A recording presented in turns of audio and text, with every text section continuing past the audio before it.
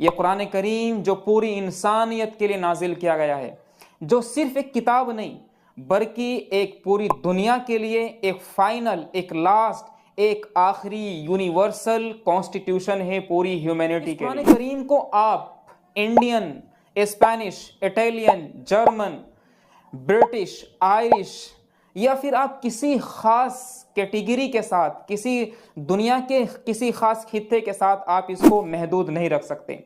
दरअसल ये कुरान करीम नाजिल किया गया है आलमीन के लिए। वमा अरसलनाका इल्ला रहमतल लिल आलमीन।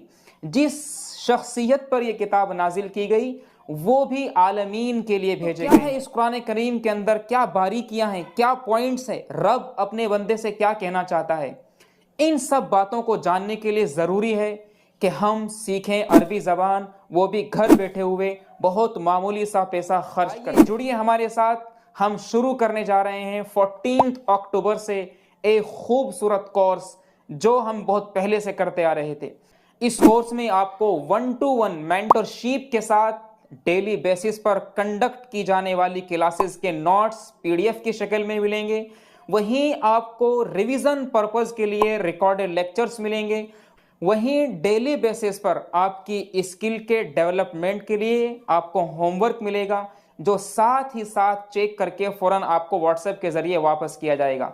तो जुड़िए हमारे प्लेटफॉर्म से।